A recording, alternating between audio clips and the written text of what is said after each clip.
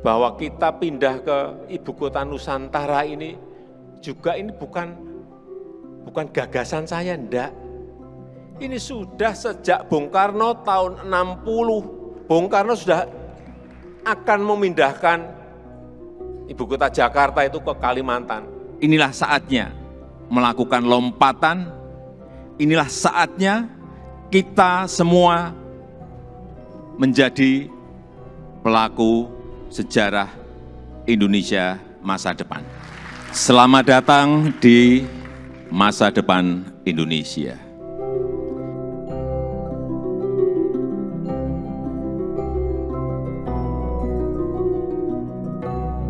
Pada abad keempat Masehi, wilayah ini jadi saksi lahirnya kerajaan pertama di Indonesia. Dan 17 abad kemudian, wilayah ini bersiap menjadi saksi lahirnya wajah baru Indonesia. Wilayah ini bukan Jawa yang sering disebut sebagai kunci dari Indonesia. Wilayah ini adalah Kalimantan Timur. Ada apa dengan Kalimantan Timur? Mengapa Kaltim menjadi pilihan bagi lahirnya dua transisi besar di Nusantara? Bersama saya Daniel Kalis, siapkan kopi dan cemilan, kita masuk di Prayuta Lakon episode Kaltim dan Tonggak Peradaban Nusantara.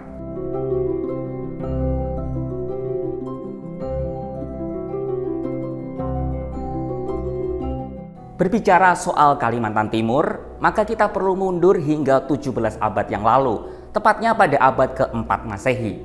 Kala itu di wilayah Muara Kaman, Kalimantan Timur, persis di hulu Sungai Mahakam, berdiri sebuah kerajaan bernama Kutai Martadipura.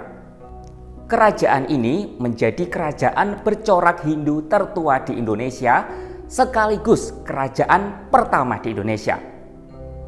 Keberadaan kerajaan ini diketahui berdasarkan 7 prasasti Yupa yang ditemukan menjelang akhir abad ke-19.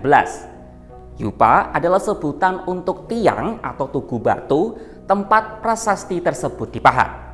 Ditemukannya Yupa ini memiliki makna krusial dalam sejarah peradaban Indonesia.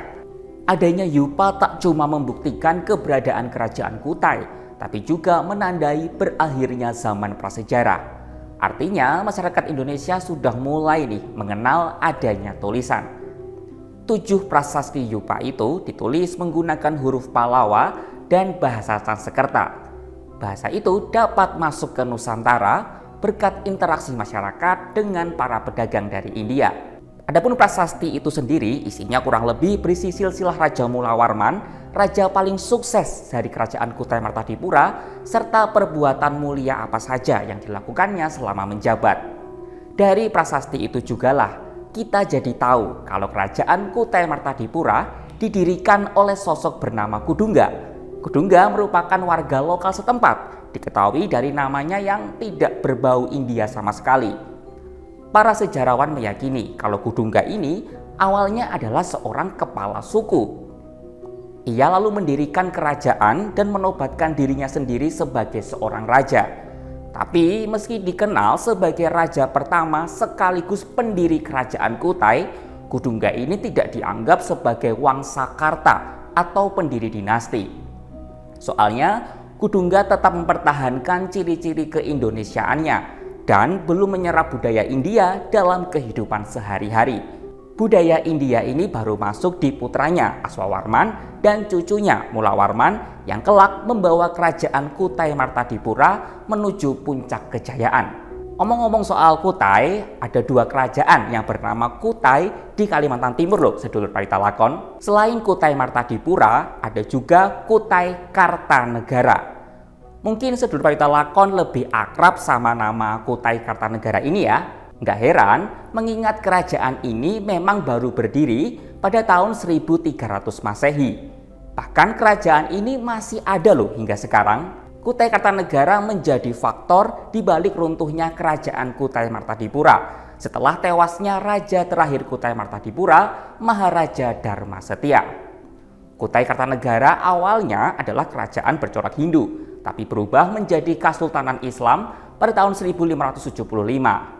Nah, sedulur Prayuta Lakon, itu tadi merupakan sejarah dari kerajaan Kutai Martadipura, perintis lahirnya peradaban kerajaan di Nusantara. Ini di era reformasi, Indonesia dalam progres untuk membangun sebuah ibu kota baru yang juga terletak di wilayah Kutai.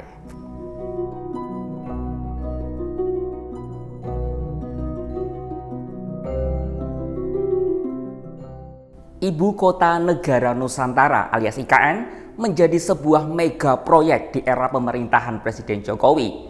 Meskipun ide soal pembangunan ibu kota baru Nusantara ini sejatinya sudah dilontarkan sejak zaman Bung Karno. Hal itu diakui sendiri oleh Presiden Jokowi.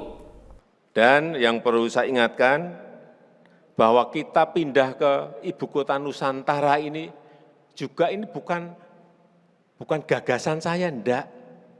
Ini sudah sejak Bung Karno tahun 60, Bung Karno sudah akan memindahkan ibu kota Jakarta itu ke Kalimantan, yaitu di Palangkaraya. Merujuk pada buku Cetak Biru Kota Cerdas Nusantara yang diterbitkan oleh Otorita Ibu Kota Nusantara, wilayah IKN terletak di Kabupaten Penajam Pasar Utara dan Kabupaten Kutai Kartanegara.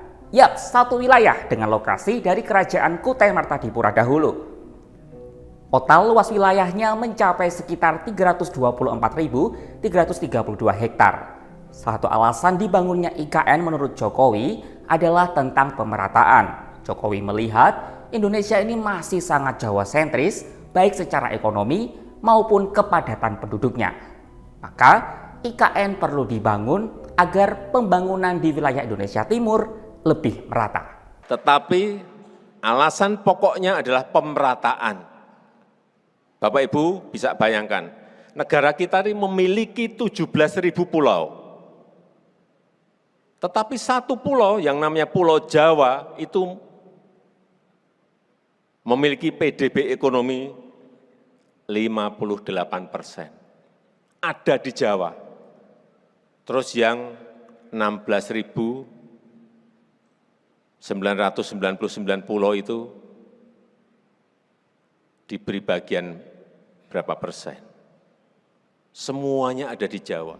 Sebagai sebuah ibu kota baru, IKN jelas merupakan proyek yang tak akan selesai hanya dalam waktu setahun 2 tahun.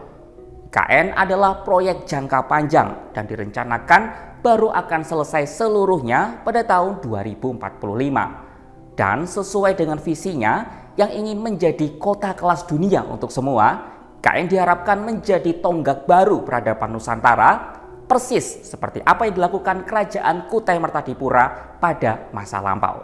Pada abad keempat, kehadiran Kutai Martadipura membawa Nusantara dari masa praaksara menuju masa aksara sekaligus memulai era kerajaan.